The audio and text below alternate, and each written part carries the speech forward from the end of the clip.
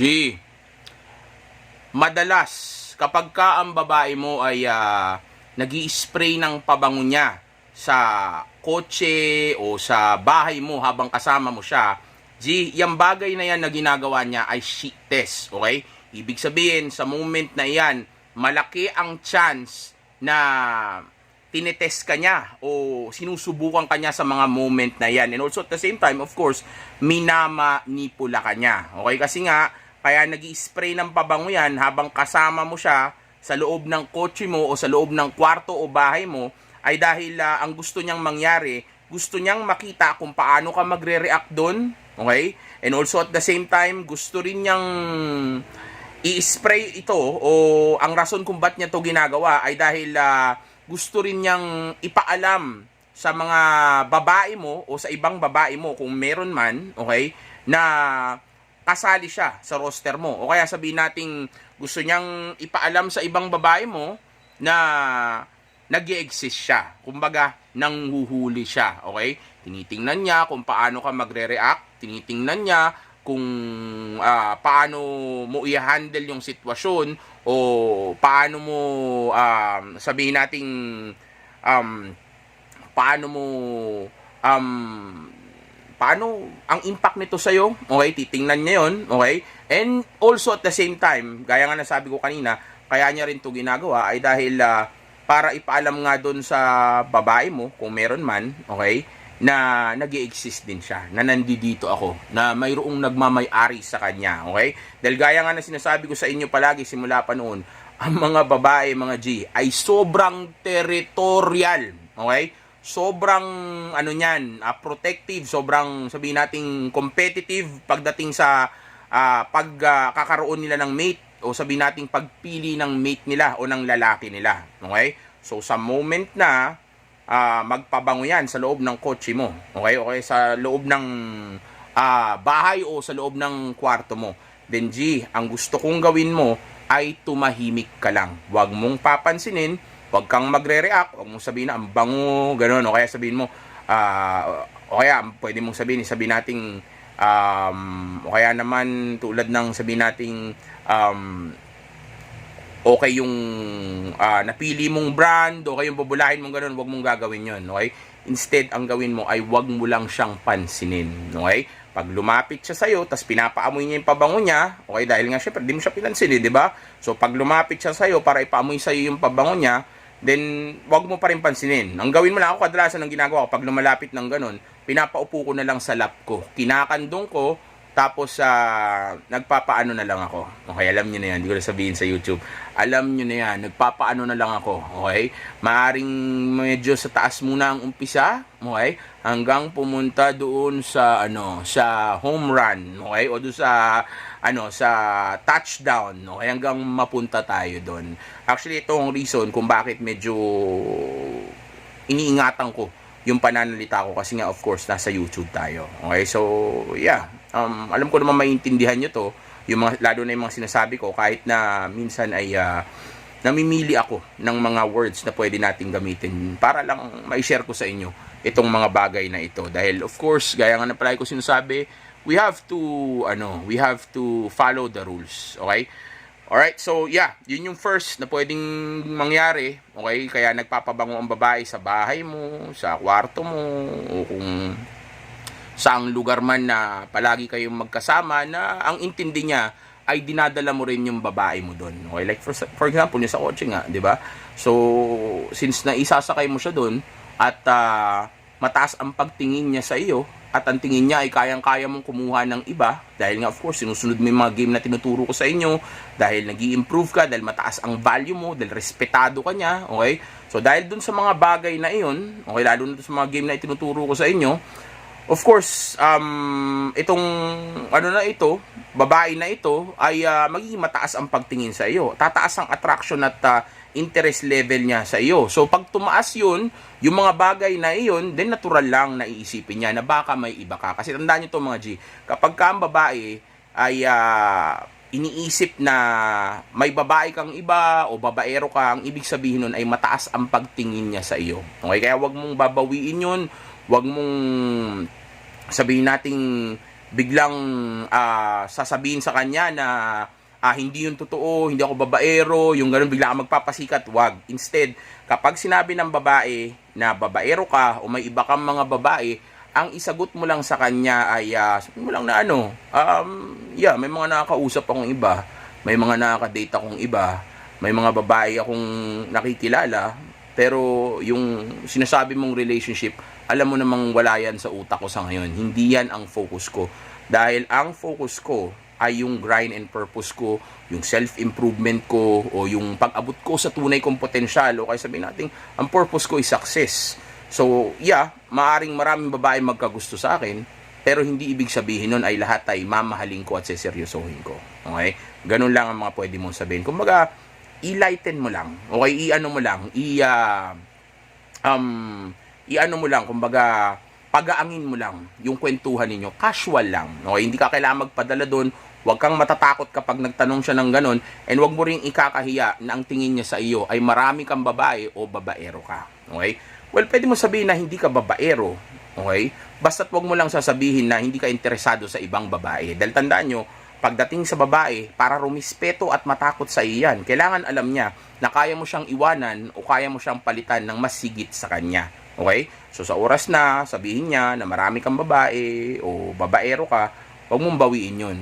Pero huwag mo rin panindigan na talagang babaero ka. Ganun. Kumbaga, sabihin mo lang na maraming nagpapakita ng interest. May mga nagme-message sa akin, may mga pumapansin, pero alam mo naman yung yung priority ko o yung focus ko, which is actually yung success ko. So, yeah, maraming babae, may mga nakakausap ako, may mga nakadate ako, pero hindi naman lahat yan ay mamahalin ko at hindi rin lahat yan ay sosyutain o aasawahin ko. Sa ngayon, ang rason kung ba't ako nakikipag-date sa mga babae ay para kilalanin lang muna kayo and para maintindihan ko o para balang araw kung magse-settle down na ako, at least makakapili ako na maayos sa inyo dahil nakilala ko kayo ng matagal at mas maayos. Okay, well, verbatim, hindi naman kailangang maging verbatim, yung maging sabihin nating gayahin niyo yung mismong linya ko. Pero yun yung idea, yun yung punto ko. Kumbaga pag-aangin mo lang. Sabi sa kanya, hindi yan ang priority ko. Babae, hindi yan ang priority ko. Ang priority ko, yung success ko. Tinan mo tayo, minsan nga lang tayo magkita kasi sobrang busy ko. Ganun lang, okay? Tapos sabi mo, liga nga dito, dahil sa sobrang busy ko, liga nga dito, kiss mo ko. Sabi mo gano'n. Kaya, liga nga dito, tapos yakapin mo. Sabi mo kung ano mga pinag-iisip mo. Imbis na ganyan yung ginagawa mo, dapat inaasikaso at pinapasaya mo na lang ako. Halikan mo ako, gano'n, kiss mo ako. Gano'n. Baga, anihin mo na lang. Laruin mo na lang yung sitwasyon. Kasi sa moment na iyon, kaya yung nagaganon, nagtetest siya sa'yo. Tinitingnan niya kung sasubmit ka ba, matatakot ka ba, o sabihin nating mababa ba yung value mo o mataas. Okay? O tinitingnan niya kung alpha o beta ka ba.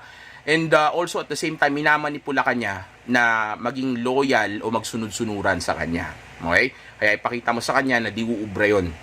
Kahit magalit pa siya o awayin ka pa niya, huwag kang susunod dahil maniwala kayo sa akin. Pag naipasan nyo yung test, kahit na na-offend nyo pa yung babae o nagalit pa sa inyo yung babae, maniwala kayo sa akin. Basta ipasan nyo yung test, hindi pa rin siya mawawala sa iyo, hindi siya mawawalan ng pagmamahal sa iyo, o sabihin nating hindi pa rin mangyayari na hindi mo makukuha yung mga bagay na gusto mo sa kanya. Matter of fact, mas lalo pa nga magiging madali at lalo pang tataas yung attraction at interest level niya sa iyo kasi nga of course, mas tataas na yung respeto niya ngayon sa iyo.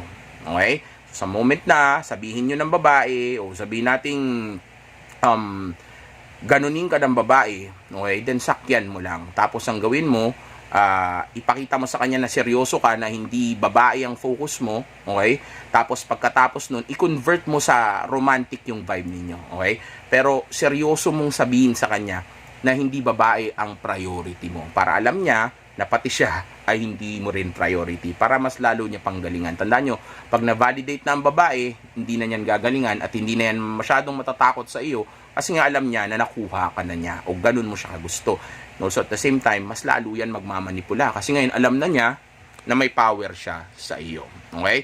So pangalawa, na madalas na ginagawa ng babae, kasi marami to, 4 tong ituturo ko sa inyo. Ngayon, actually, marami to. Gusto ko rin discuss to sa live para mapag-usapan natin na maayos. Yun nga lang, sa ngayon, gusto ko munang i-share sa inyo yung yung mga apat na madalas na common na nangyayari sa sa isang relasyon o sa isang lalaki kapag may kasama siyang babae na gaya nga ng sabi ko, hindi niya napapansin ito kasi nga sa sobrang relax, sa sobrang kampante, sa sobrang pag-i-enjoy, okay? Dahil, syempre, pagkasama natin ng babae, gusto natin mag-enjoy na lang, di ba?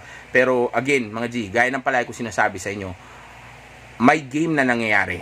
Okay? Pagkasama mo yung babae, naglalaro yung babae, nagmamanipula yung babae, nilalaro ka ng babae, tapos may nangyayaring game sa gitna ninyo o sa inyong dalawa.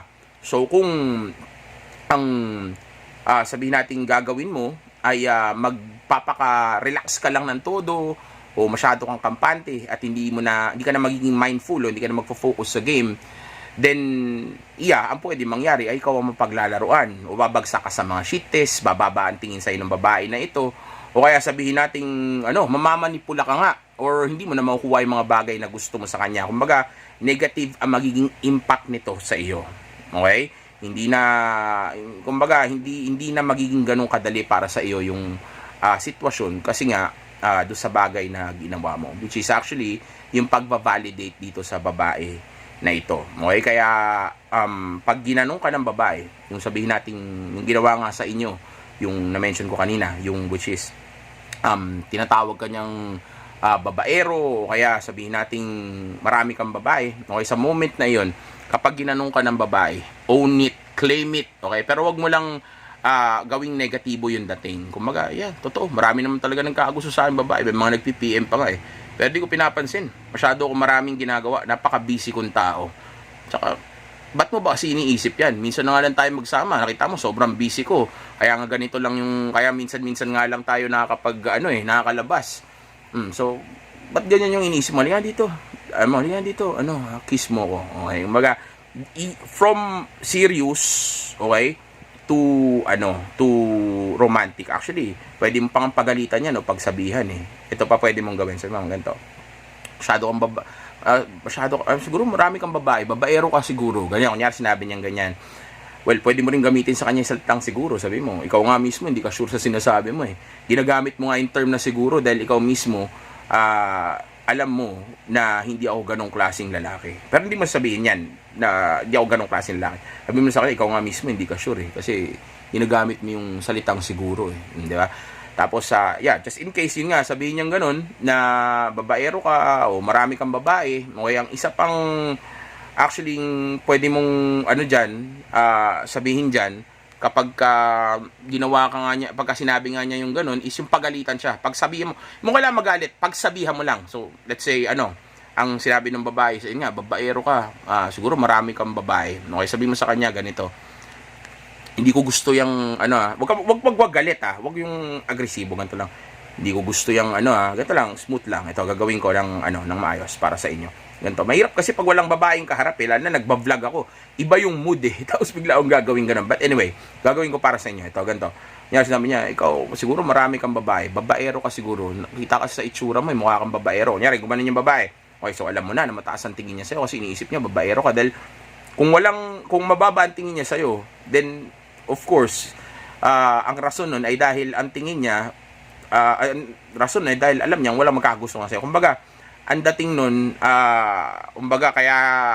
kaya hindi niya iniisip na babaero ka o walang babaeng magkakagusto sa yung iba, dahil mababa nga tingin niya sa'yo. Ganun yung rason kung bakit ganun siya. Okay?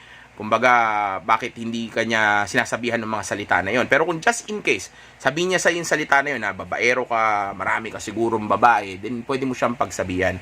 Pero ang dating, hindi ka naman na-offend, yun nga lang, ayaw mo lang na ginaganong kanya. Maging assertive ka o tough ka ng konti sa approach mo sa kanya. Okay, like for example, sinabi niya na sa'yo, sabi mo ganito, hindi ko gusto yan sinasabi mo na yan hindi yan ang focus ko, alam mo yan. Minsan na nga lang tayo magkita, tapos ganyan pa yung sinasabi mo sa akin.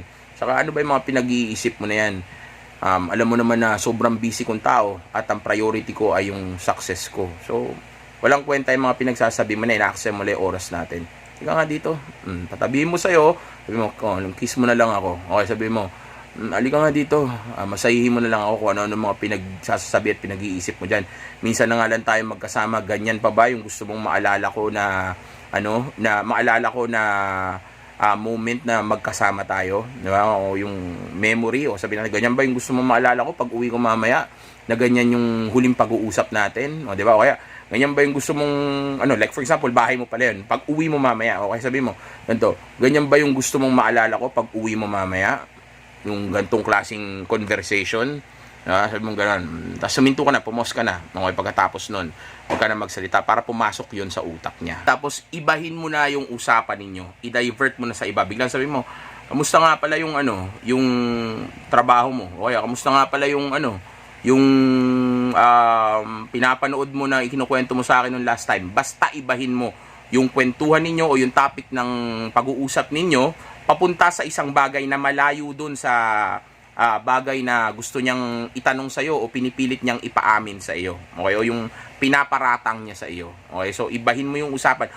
Basta wag mo lang dadalhin sa usapan na tungkol sa politics o kaya sa religion o kahit anong topic na pwedeng pumatay ng ng romantic feeling ninyo sa isa't isa o yung romantic moment ninyo. Well, actually, sa moment na yun, medyo hindi naman na romantic yung pag-uusap ninyo. Okay? Well, depende kung dadalhin mo nga sa romance after mo siyang pagsabihan o after mo sagutin yung tanong niya. Okay? So, pag dumating kayo sa romance, then, yun nga, pagka nasa romantic na yung, pag napunta sa romantic na yung feeling ninyo, then tsaka mo ibahin ngayon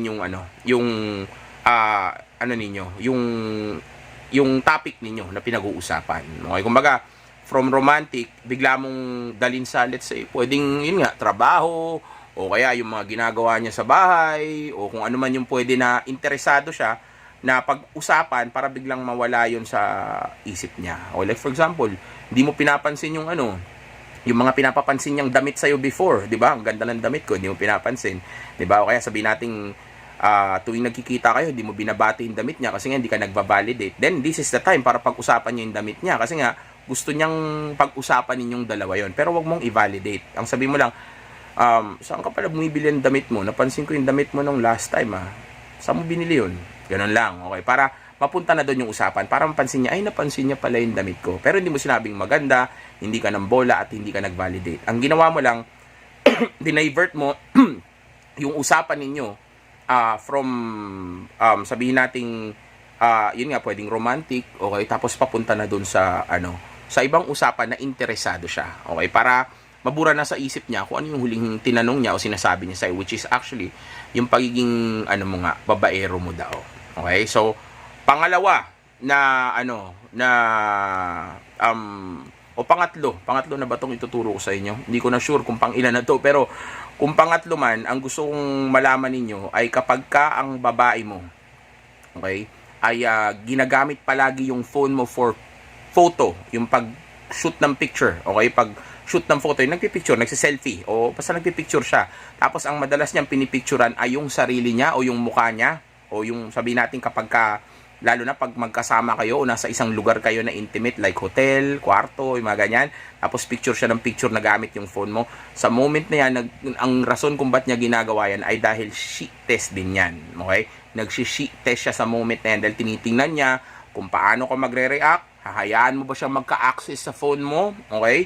O sabihin nating tinitingnan rin niya kung magre-react ka negatively, kung pipigilan mo ba siya, kasi baka mamaya may babae kang iba. Kumbaga, tinitingnan niya kung pipigilan mo siya ng dahil sa ibang babae mo. Okay? Kaya ginagamit niya yung phone na yun.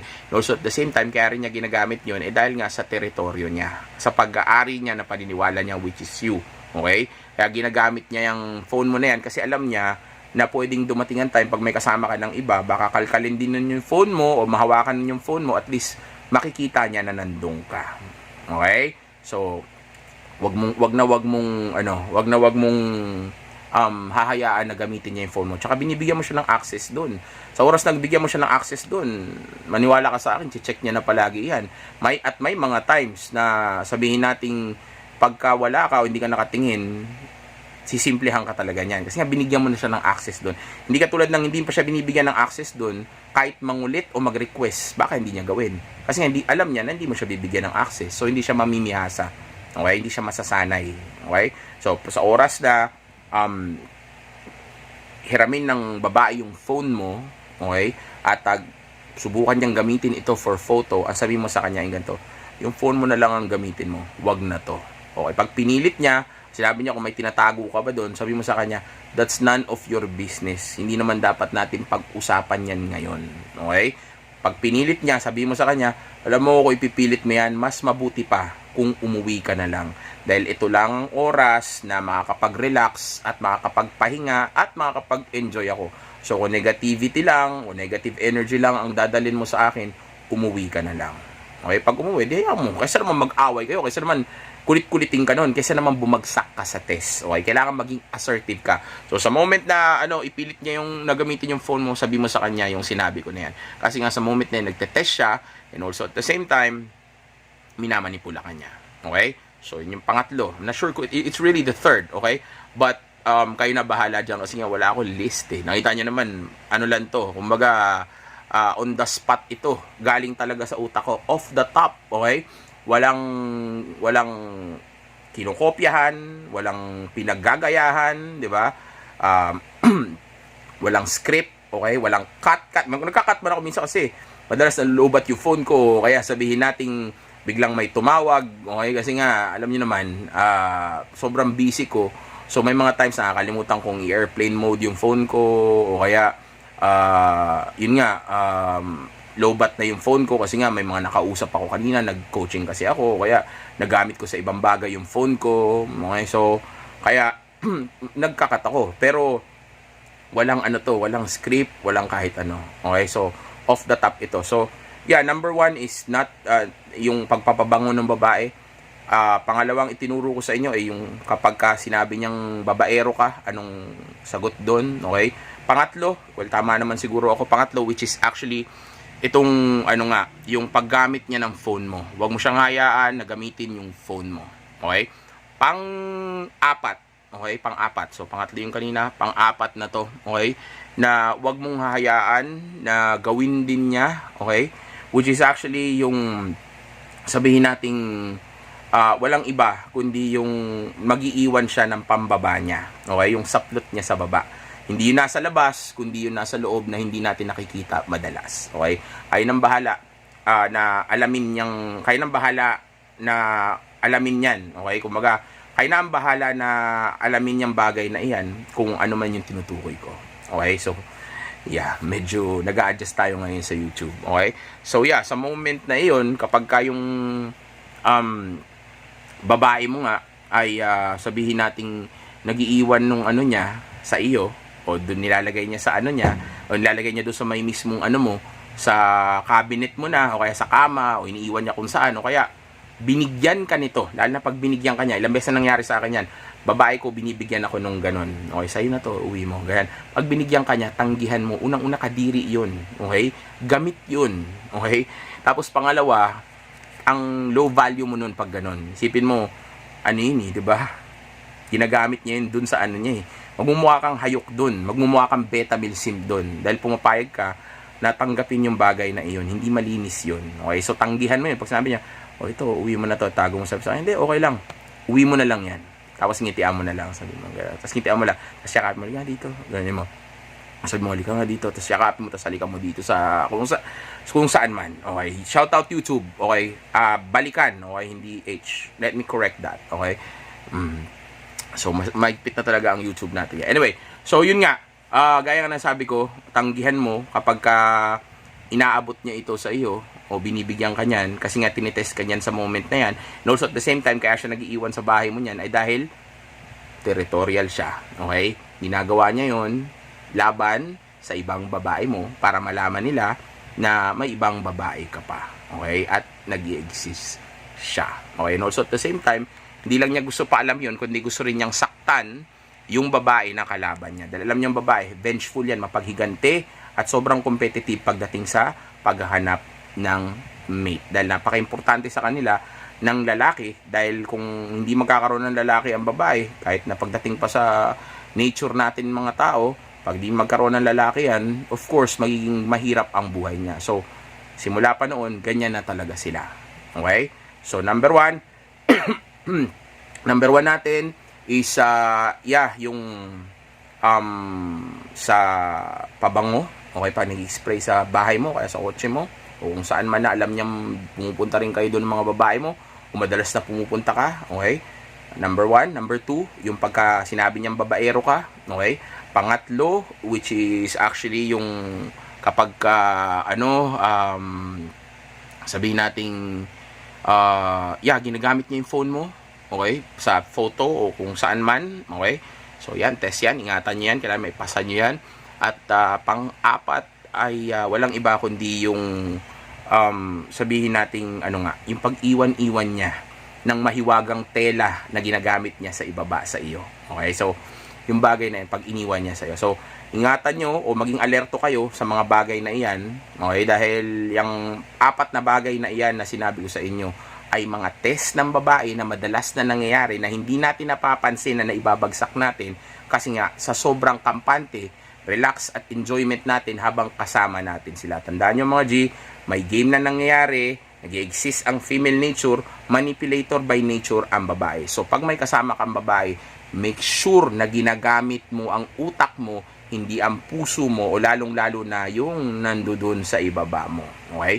Utak mo ang gamitin mo. Dahil pagkasama mo ang babae, naglalaro yan. Imposibleng hindi dahil nature nila yan at dahil sa dami ng mga na-experience nila at sa dami ng mga lalaki na lumalapit sa kanila, of course, sila yung mas nakaka-develop sa umpisa ng mas maaga ng game nila kumpara sa atin. Kasi tayo, para magkaroon tayo ng babae, kailangan lumapit pa tayo. So, kung hindi tayo lalapit, hindi tayo magkakaroon ng babae. So, hindi natin napapractice yung dating, di ba? Hindi natin natitrain yung sarili natin. Hindi katulad ng babae, since maraming lumalapit sa kanila o sila nilalapitan, mas maaga silang nagmamature o mas maagang nahuhun yung skill nila pagdating sa dating kumpara sa atin. Okay? So, kaya make sure, lalo na nature pa lang ang pagmamanipula. So, make sure na pagkasama mo yung babae ay aware ka sa nangyayari dahil kung hindi, patay kang bata ka.